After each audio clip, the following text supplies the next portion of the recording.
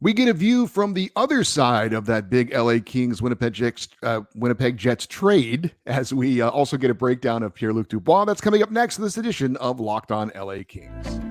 You are Locked On Kings, your daily podcast on the Los Angeles Kings, part of the Locked On Podcast Network, your team every day.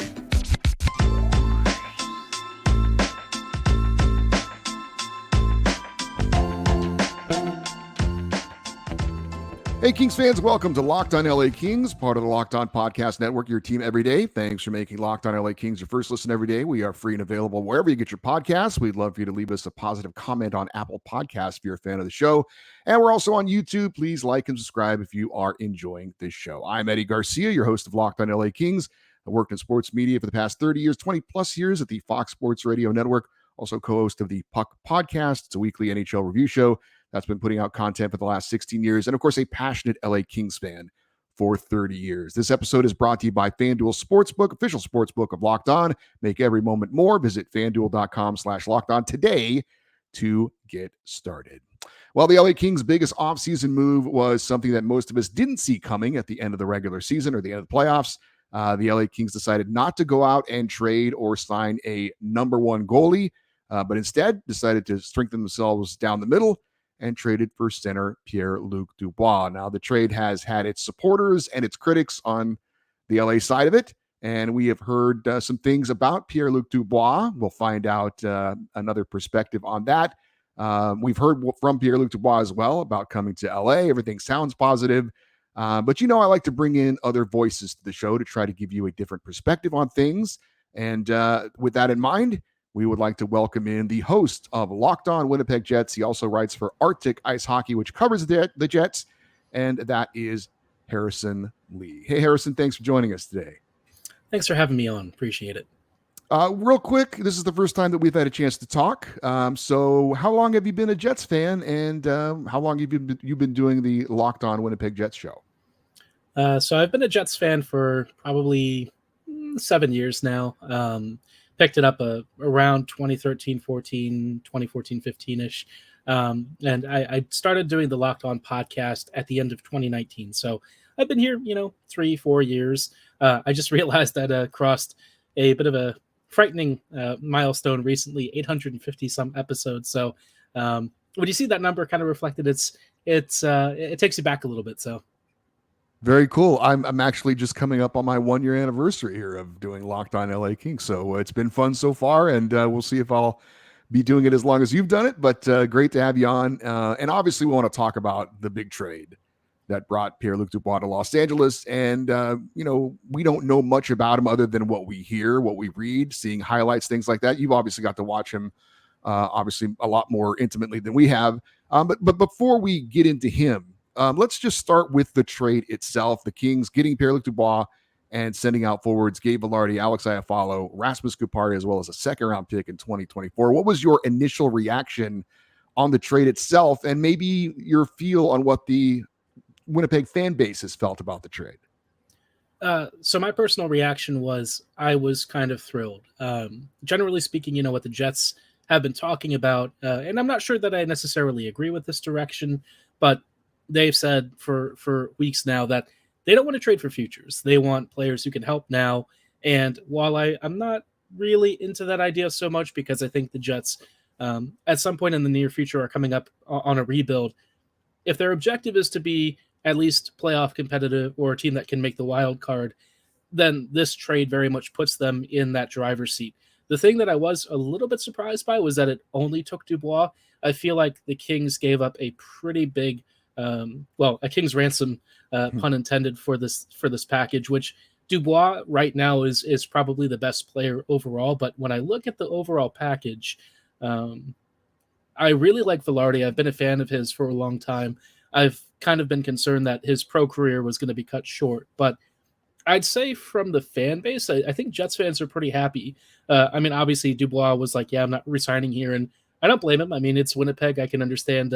He really hasn't had a great choice of destinations recently. So now he's finally getting to go to a team where, quite honestly, for a guy in his early 20s, I feel like LA is a great spot. It seems like it's a natural fit for his interests. And also, it's just really funny that he's not going to Montreal. I think that's probably the happiest thing for Jets fans. Now, we talked about it on our show when the trade went down, and I get it. We like to talk about things that are maybe fun, debate things, complain about things. But when the deal goes down and people are like, who's the winner, who's the loser, my thing is like, well, hopefully it's a win for both teams because that helps to, have the two teams want to do business in the future. And I think that's good just in general when you've got a trade that helps out both teams. So we'll see if that's the case or not. But if you want to comment on that, I think you maybe touched on it a little bit. But do you feel the Winnipeg Jets are the clear winners of this, or do you think that this could be a trade that really does work for both sides? From my perspective, I feel like it's complicated, right? Because Dubois has the potential to be LA's real answer to a really big presence down the middle behind Kopitar. So I think in that respect, I think he does definitely fulfill a need, and I think it makes a lot of sense. I think in terms of overall value, given the Kings were trying to cut some cap, I mean, it is very expensive what they paid, and I don't think that there's any real getting around that. And then they added in a second round pick, so I think the Jets kind of edge it out in terms of overall value, but I think for what the Kings were trying to do, which is like consolidate some roster spots, cut some guys who are, getting up there in years and maybe, Iafallo didn't really fit their long-term vision. It's understandable why they went this route. Let me take you back to January 23rd of 2021. Your Winnipeg Jets just made a trade to get Pierre-Luc Dubois and a third-round pick from the Columbus Blue Jackets for Patrik Laine and Jack Roslovic. Now, do you remember what your initial thoughts were on that trade, and how excited were you to get Pierre-Luc Dubois?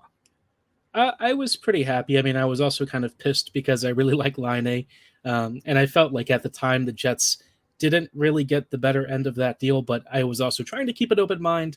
I felt like people had really judged Dubois harshly, and in a lot of ways, some of what they were saying, I didn't really feel was accurate to what a player in his situation would experience. I know everyone talks about the shift, and that was the thing that got played on Twitter for weeks. And I didn't really feel like that was fair. I think my reaction to that trade was probably more negative just because I was very sentimental about Laine. Roslovic, I mean, I didn't really mind too much finding a new place, but Laine I was very attached to. So that trade, that one definitely stung a lot more. Well, you touched on it, and let's really get into it. And I think this is the thing that a lot of Kings fans are concerned about. And at the time of the trade, Pierre-Luc Dubois had been benched in Columbus by then head coach John Tortorella, who's been known to do some things like that from time to time. And a few weeks before that, he had told the Blue Jackets he wanted to be traded. So what are your feelings about now that you've seen him with your team, this narrative that he's constantly unhappy, that he's got one foot out the door? Has that been fair, or has that been exaggerated? So it is true to an extent. I'm not going to deny that Dubois definitely hasn't been super committed to the Jets at certain points, but it's in a way that I think it's understandable. Getting drafted to Columbus, he didn't really have any say in that. In prospects, they just have to sort of accept the assignments. Some guys have said they're not going to sign there, but I think Dubois went the professional route and kind of did that and played a couple of years. Didn't really pan out. And then he joins the Jets, and while his dad does work for the team, I don't know that Winnipeg was ever his dream destination. And so I get it, from a lot of perspectives. I think having been to Winnipeg myself, I know why it's not the most appealing destination for young 20-something players. But what I will say is, for the first season or so, it was a little uneven with him. It was hard at times to really notice his impact. Then towards the middle to, I would say, back half of his Jets tenure, we really started to see, especially early this season, the really big monster that he can be down the middle. There's no mistaking that when it comes to elite skill married to an impressive physical build, great edge work, excellent hand-eye coordination, all of that stuff is there. The problem is that once it became clear he wanted out, he started ghosting. And I feel like that has been an issue that's popped up on and off throughout his career. He does also has he does does have a tendency to maybe take some very silly penalties and stuff. Okay, very good. We're going to get more into some specifics with Pierre-Luc Dubois in a second with Harrison Lee, the host of Locked On Winnipeg Jets. We do that in just a second here on Locked On LA Kings, your team every day. But first, I want to let you know about FanDuel, and you can take your first swings at betting on at FanDuel and get 10 times your first bet back with a bonus bet up to $200. Just bet $20 and you'll land at $200 in a bonus bet. Win or lose, that's $200 you can spend betting on everything from the money line to over under, who you think's going to hit the first home run, all that in an app that is safe, secure, and super easy to use. Plus, when you win, you can get paid instantly. There's no better place to bet on Major League Baseball than FanDuel, America's #1 sportsbook. So sign up today and visit FanDuel.com/lockedon to get $200 in a bonus bet. That's FanDuel.com/lockedon. FanDuel, official betting partner of Major League Baseball. All right, we've got more with the host of Locked On Winnipeg Jets, Harrison Lee. Make sure it's Winnipeg Jets because we have the same problem here in Los Angeles. It's not Kings, it's LA Kings because there's some basketball team up in Northern California. There's also a football team you might know about in New York, but we're not talking about Aaron Rodgers here. We're talking about Pierre-Luc Dubois. Harrison, last year, 109, or I should say not last year, but with the Jets, 195 career games for Pierre-Luc Dubois, 63 goals, 80 assists, 143 points. Last two seasons, as you kind of alluded to, close to 30 goals, did have 60 or more points. So give us a little bit more, if you could, about Pierre-Luc Dubois' on-ice abilities. What are the positive things he brings to the table? How is he on faceoffs? Is he a guy that can help out on the power play, that kind of thing? Dubois is kind of just a really versatile player. I don't know if he really has an easy comparable, just because he brings a couple of interesting things. You might say he's like and this is just a very stylistic thing, but he's kind of like Crosby light, I would say, in that he definitely has a very physical edge in the corners, which I think a lot of people maybe didn't appreciate with Sidney, but he would love to strip the puck, loves to kind of create chaos in the corners. And Dubois has some of that to his game. I think with what you're getting with PLD, he's got great vision. He's got very soft hands. He can pass the puck well. He can shoot well. And he has enough technical skill to get himself out of trouble in one-on-ones. But I guess people are going to look at his points total and see maybe not as impressive. I think with the Kings, if he's motivated, he's going to be almost unstoppable. He has this ability to be really a scoring chance machine. He loves attacking down low. I think he's got great spatial awareness. I think his offensive instincts are very smart. Where I could see some potential issues is if he starts to maybe get frustrated. I feel like at times when things weren't quite going as well as he'd hoped, there were shifts where I felt like he maybe took some frustration penalties. He got careless with the stick on a number of occasions, and he does kind of have a bit of a chippiness to his game, which I think a lot of people would like, but oftentimes with him, he actually just got sent to the sin bin. So, a little bit undisciplined, but overall, I think for the Kings, they have a very fun player. I easily see him becoming a fan favorite. I think he's got a lot of traits that people are going to enjoy. It's just a question of, is he going to be motivated to show up for most of his shifts? If he's not, then you have a concern. But I think with the Kings, we're going to see a different version of him.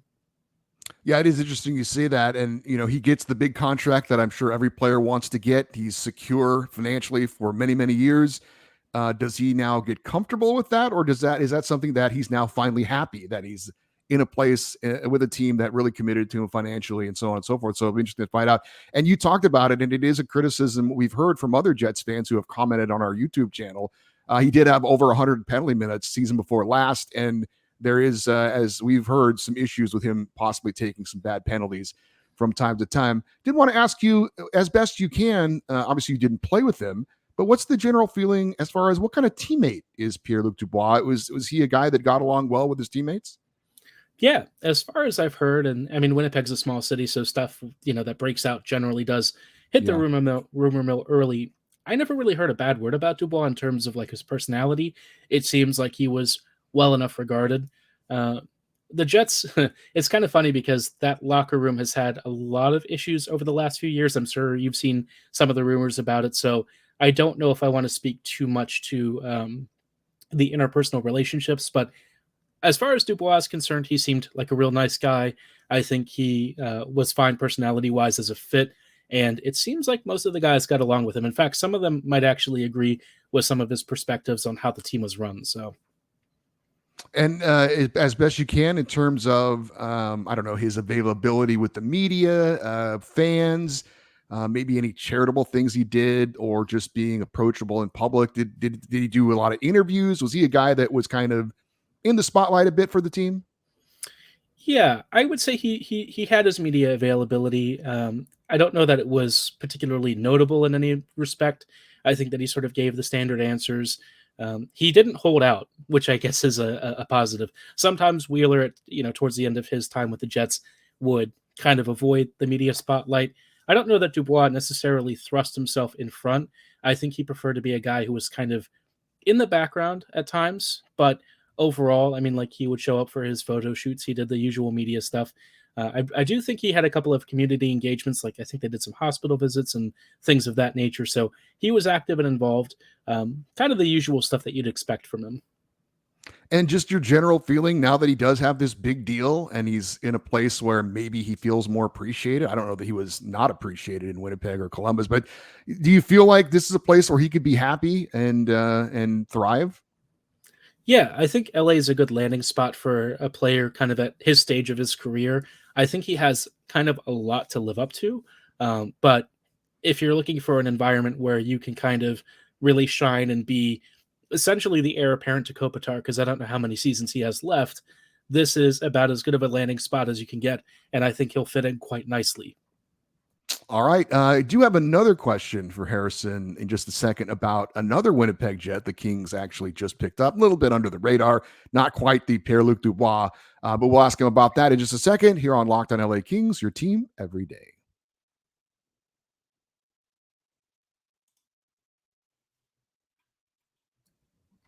After you've finished with this show, we invite you to check out Locked On NHL. It's going to keep you up to date on all things NHL, including the latest free agent signings, news from across the league.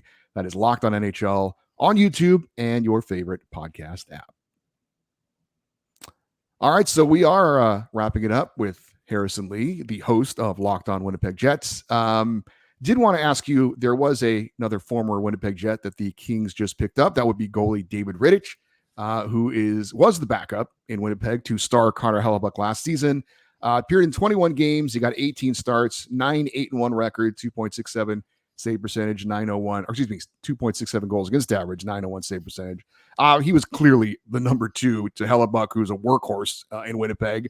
So he didn't get a lot of action, probably didn't play in a lot of big games, and he's expected to be the third goalie actually in LA behind Phoenix Copley and Cam Talbot. Just your thoughts on David Rittich as a pickup as for some goalie depth here for the LA Kings.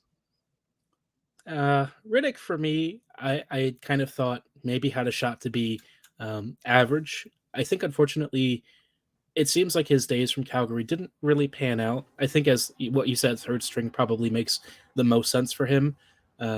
It seems like his reads and timing have kind of slowed over the years. There was a time when I thought his positioning and everything were pretty good, but I don't know if it's just the past few years. Maybe his focus has kind of drifted a little bit. Maybe bouncing around between multiple teams and systems hasn't really done him any favors, but I felt like in the games that he started for the Jets, I was always a little bit nervous. So I do think that he would probably be, behind Talbot and Copley. I would really love for him to do well because he's a super nice guy. He has a really fun personality. Kings fans are going to find out that he's got a really funny laugh. They're going to love that. Yeah. If ever you see like behind the scenes videos, he just seems like a very fun player. It's kind of unfortunate that in terms of like the on ice performance, it hasn't really matched up recently, but if you're paying like league minimum for a contract, I really don't think that there's any harm in it. You can hope that maybe he has enough wherewithal to get through a couple of games, maybe make a couple of big saves. But I think asking for anything more than 5 to 10 games, probably a little ambitious. Well, it's funny, and I want to get your thoughts on this. And we look in LA, you never know. We say, oh, he's the third goalie. Well, guess what? Phoenix Copley was the third goalie going into last season, and look how that turned out, because you never really know how it's going to go. But this is a subject that's come up a little bit, especially with the Kings, since we're certainly in a transition after the long run with Jonathan Quick, kind of searching for the next goalie of the future. And we've seen some guys like Jordan Binnington, obviously Aiden Hill this year in Vegas. And there in Winnipeg, you've got that number one horse, that Vezina Trophy finalist kind of guy. What's your feeling about goaltenders across the NHL? Because I think there's a philosophy change maybe with paying a big-time number one goalie the kind of money, that we've seen some guys like Sergei Bobrovsky, for example, Andrei Vasilevsky in Tampa Bay. Do you think teams are moving away from trying to find that number one big workhorse kind of guy, and maybe are looking to spend their money more on the team around a goalie and feel like they could win with an average to above average goalie? Yeah, I think the whole 1A or 1B, or at least league average tandem kind of deal, it really relies for me upon how deep the team is. I think the Knights really didn't have any weaklings across their entire lineup. And so when Aiden Hill, or whoever it was at the time before Hill, they cycled through like 10 goalies this past season, they seemingly have a great balance of units that they can roll. And as that team got healthier, it felt like defensively they did enough, but offensively they could keep the pressure up the ice. They didn't ask a ton of Thompson, of Hill, of whoever was in net, and I think that's probably the biggest thing. With Hellebuck, for as long as we have him, because I have no idea what the plan is at this point with Helly long term, it seems like he might be on the way out. But, I think for one thing, he's definitely not going to get the big contract ask that he was looking for. I think a lot of teams have seen the Vasilevsky deal. They've seen the Bobrovsky contract, and they're getting cold feet. Vasi, I think, has kind of turned out well, relatively speaking. But with Helly and other goalies who are going to be asking for similar extensions, I think they're going to find it very difficult. Sorokin's deal, I feel like, is a really good baseline for what like an elite young franchise netminder might be getting. And even that wasn't really crazy money. I think most teams are really interested more in, like what you said, the model of building out the rest of the squad and really being able to roll four lines. If you can do that, you can keep the pressure up the ice. You can avoid surrendering a lot of scoring chances. And I think that would probably be an okay match for like average net mining. But I feel like during this past playoff run, we did kind of see the value of stronger goaltending for a lot of teams, or in this case, bad goaltending. A lot of these teams just had very poor net minding, and it ended up sinking many of their hopes. So I'm kind of caught between two minds. I think the overall trend is definitely moving away from that big number one, but I do wonder for teams that can at least afford the cap hit and can do maybe like a deadline rental of some sort, if they're willing to take a chance on like a really big name goalie for a short term. All right, that is Harrison Lee. He is the host of Locked On Winnipeg Jets. Harrison, it was great to visit with you for the first time. Hope to have you on again sometime. Thanks for sharing your insights on Pierre-Luc Dubois. Like I said, I sincerely hope the trade works out for both teams, and we'll talk to you at some point in the future. But really appreciate your time. Thanks. I really love the insights. Appreciate it. All right. Thanks, Harrison. All right. Hope you guys enjoyed that visit. I certainly did. And it was very good to get a different perspective on Pierre-Luc Dubois. And we'll see how it works out with the LA Kings this year. So for you everydayers, those of you that listen and watch every day, coming up on tomorrow's show, we're going to talk about the start of the LA Kings development camp, which gets underway on Thursday at the Toyota Sports Performance Center in El Segundo. It is free and open to the public if you want to check that out. And if you're going down there, tomorrow morning gets underway at 9:30 a.m. Eastern time, 9:30 a.m. Pacific time. And that'll be with the forward groups. You've got at 11 a.m. the defensive groups taking the ice. And then there is a scrimmage at 3 p.m. And again, this event or this camp is going on Thursday through Monday, early in the mornings. And they are capped off with an afternoon scrimmage. So if you want to get out there to El Segundo and check out the future of the LA Kings. And I think I saw that every draft pick of the LA Kings, except for one from like the last 4 years, are going to be at the development camp. So literally the future of the LA Kings on display for you guys to check out if you're interested in that. Obviously, coming up on tomorrow's show, we're going to have a report on the development camp, some of the players to watch, and things like that. And then, of course, on Friday's show, as you well know, it is our weekly Kings fan feedback show. All your questions and comments, certainly time to get an email in if you'd like. The email address is lockedoneddie@gmail.com, EDDIE, lockedoneddie@gmail.com. You can get your questions and comments in on anything that Harrison Lee talked about today about Pierre-Luc Dubois. You can talk about any of the free agents the Kings signed from over the weekend. Talk about any of the players that we profiled this week, like Matt Roy or Alex Turcotte, or anything else that's on your mind involving the LA Kings. It's absolutely your show every Friday, Kings fan feedback show. And you can also leave your comments on the YouTube episodes as well. We would love for you to stay interactive with the show by following us on Twitter and Instagram. We are at Locked On LA Kings. I'm Eddie Garcia. Thank you for listening and watching this episode of Locked On LA Kings, part of the Locked On Podcast Network. Have a great day. We will talk to you tomorrow. And as always, go Kings, go.